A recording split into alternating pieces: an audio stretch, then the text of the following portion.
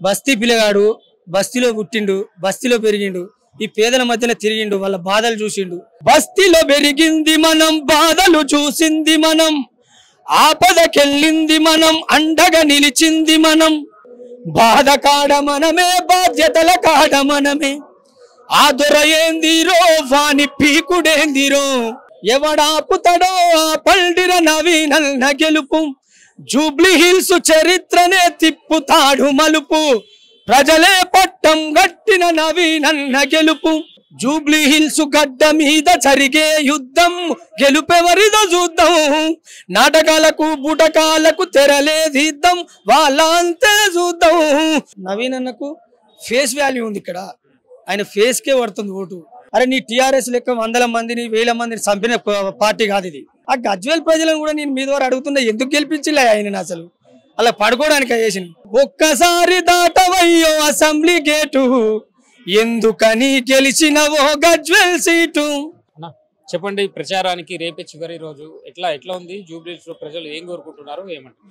చాలా అద్భుతంగా ఉన్నదన్న. నవీన్ అన్న భారీ మేజర్తో గెలిచిపోతుండు. బస్తీ పిల్లగాడు బస్తీలో పుట్టిండు, బస్తీలో పెరిగిండు, ఈ పేదల మధ్యన తిరిగిండు, వాళ్ళ బాధలు చూసిండు, వాళ్ళ కష్ట సుఖాలలో ఆదుకున్నాడు. మరి అలాంటి నవీన్ అన్న కాకపోతే ఇంకెవరు గెలుస్తారన్న? బస్తీలో పెరిగింది మనం, బాధలు చూసింది మనం, ఆపదకెళ్ళింది మనం, అండగా నిలిచింది మనం. బాధ కాడ మనమే, బాధ్యతల కాడ మనమే. ఆ దొర ఏందిరో, వాని పీకుడేందిరో, జాలిం కామురే ఉస్క జులుం క్యారే. ఖచ్చితంగా రేపు గెలవబోయే నవీన్ అండి. జులుం చూపిస్తుడు చిన్న దొర, ఆ జులుం చూపించే 14వ తారీఖు నాడు పటా పంచలైపోతుంది. అంటే ఇక్కడ బీఆర్ఎస్ కి ఇప్పటి వరకు సిట్టింగ్ స్థానము, మరి ఈసారి అధికారంలో కాంగ్రెస్ పార్టీ అధికారంలో ఉంది, అదేమన్నా కలిసి వచ్చి ఈసారి కాంగ్రెస్ పార్టీ గెలవబోతుంది అన్నట్టు. ఖచ్చితంగా కాంగ్రెస్ పార్టీ అధికారంలో ఉంది కాబట్టి అభివృద్ధి పదంలో మళ్ళీ జూబ్లీ హిల్స్ ముందడికి నడవాలంటే నవీన్ అన్న గెలవాల్సిందే. కాంగ్రెస్ పార్టీ అని కాకుండా కూడా నవీన్ అన్నకు ఫేస్ వాల్యూ ఉంది ఇక్కడ, ఆయన ఫేస్కే పడుతుంది ఓటు.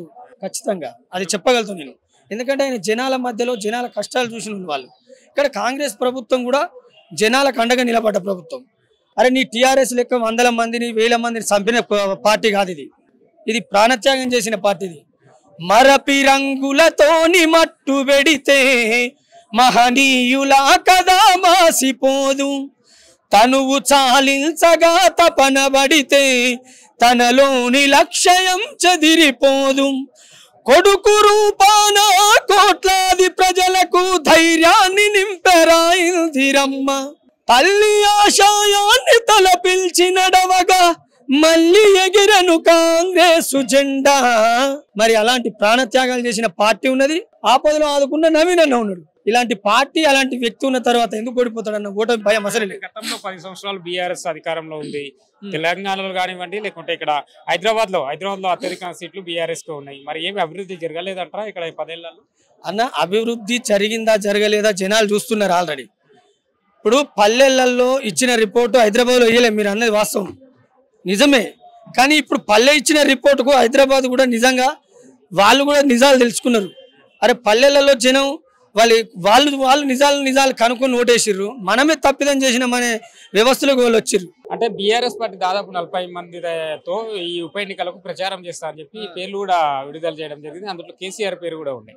మరి కేసీఆర్ ఇప్పటి వరకు అయితే రాలేదు. మరి రేపు చివరి రోజు రేపైనా బయటకు వస్తాడనే అవకాశం ఉంది. కేసీఆర్ వస్తాడని మీరు అనుకుంటారా? నాకైతే నమ్మకం లేదన్న. ఎన్నోసార్లు చెప్పారు పులి వచ్చారు. ఆ పులి వచ్చింది లేదు, పులి సచ్చింది లేదు. వరకు ఆ పులి ఎడమాడుకున్నదో కూడా అర్థమైతలేదు నాకు. ఆ గజ్వేల్ ప్రజలను కూడా నేను మీ ద్వారా అడుగుతున్నా, ఎందుకు గెలిపించలే ఆయన అసలు? అలా పడుకోవడానికి వేసిన, అలా పడుకోవడానికి ఆయనకి ఇచ్చింది. ఒక్కసారి దాటవయ్యో అసెంబ్లీ గేటు, ఎందుకని గెలిచినవో గజ్వేల్ సీటు. ప్రతిపక్ష నాయకుడిగా ఇచ్చిన సీటు, నువ్వు నట్టా లేనట్టా ఎందుకు మాకు? ఒక్కసారి దాటవయ్యో అసెంబ్లీ గేటు, ఎందుకని గెలిచినవో గజ్వేల్ సీటు. ప్రతిపక్ష నాయకుడిగా ఇచ్చిన సీటు, నువ్వు నట్టా లేనట్టా ఎందుకు మాకు? ప్రజల సొమ్ము జీతంగా ఎందుకు నీకు? రాజీనామా చేసి కనబడకిక మాకు. ఆ రాజీనామా చేసి పోయి అలానన్న పండదా? నువ్వు అనవసరంగా ప్రజల జీతం తీసుకుని మమ్మల్ని ఎందుకు ఇబ్బంది పెడుతున్నావు అని చెప్తున్నా నేను. ఆయన వచ్చేలేదు సచ్చేలేదు. మరి ఎలా ఉండబోతుంది ఇక్కడ త్రిముఖ పోటీ ఉండబోతుందా? అక్కడ బీజేపీ కూడా పోటీలో ఉంది, బీఆర్ఎస్ కాంగ్రెస్ మధ్యలో పోటీ ఉండబోతుంది. బీఆర్ఎస్ కు కాంగ్రెస్ మధ్యలో పోటీ ఉంటది, కానీ కారును తుక్కు చేసి చెయ్యి ముందుకు వెళ్ళిపోతుంది. జూబ్లీ హిల్స్ గడ్డ మీద జరిగే యుద్ధం గెలుపెవరిదో చూద్దాం, నాటకాలకు బూటకాలకు తెరలేదిద్దాం, వాళ్ళ అంతే చూద్దాం. మాటల గారని చేసేటోనికి మంచిని మంచి నవీనన్నకు జరిగే యుద్ధం గెలుపు మనదే తథ్యం, జరిగే యుద్ధం గెలుపు మనదే తథ్యం. జూబ్లీ హిల్స్ గడ్డ మీద జరిగే యుద్ధం గెలుపెవరిదో చూద్దాం, దొర నాటకాలకు బూటకాలకు తెరలేదిద్దాం, వాళ్ళ అంతే చూద్దాం. ఈ నాటకాలకు బూటకాలకు తెరలు దిగుతాయి. 15వ తారీఖు 14వ తారీఖు ఖతం అయిపోతుంది అంతా. మీరు అన్నట్టు ఒకవేళ నవీన్ యాదవ్ గారు గెలిస్తే ఈ నియోజకవర్గంలో మరి అభివృద్ధి జరుగుతుంది అనుకుంటారా? ఇంకా 3 సంవత్సరాలే ఇక్కడ రాష్ట్ర ప్రభుత్వం అన్న వాళ్లకు ఏ పదవులు లేనప్పుడే అభివృద్ధి కార్యక్రమాలు 100 కోట్లు పేదలకు పెట్టిన వాళ్ళు, వాళ్ళకు ఒక పదవి ఇస్తే అది పేదలకు ఎంతో మేలు చేస్తుంది. అద్భుతంగా జూబ్లీ హిల్స్ ఈ పట్టణం అద్భుతంగా డెవలప్మెంట్కి వస్తుంది. వాళ్ళు పైసల మీద ఆశ ఉన్న వ్యక్తులు కాదు, వాళ్ళ ఇంటికి ఎవరు వెళ్ళినా సాయం అందించే వ్యక్తులు. అలాంటి వాళ్ళని గెలిపించుకోవాలన్నదే నేను చెప్తున్నా మీ ద్వారా. ఎవడు ఆపలేడన్నా, ఎవడాపుతాడో పల్డిర నవీనన్న గెలుపు, జూబ్లీ హిల్స్ చరిత్రనే తిప్పుతాడు మలుపు, ప్రజలే పట్టం గట్టిన నవీనన్న గెలుపు, ప్రతిపక్షం ఎక్కడిదో ఎవరితోనో తెలుపు, పోరుకు దిగిన పొట్టేలురాని కారును నేలకు తొక్కేనురా, కాంగ్రెస్ జెండా సవ్వాలు రామా, నవీను అన్నే గెలవాలేరా. ఇదే జరగబోయేది. Thank you.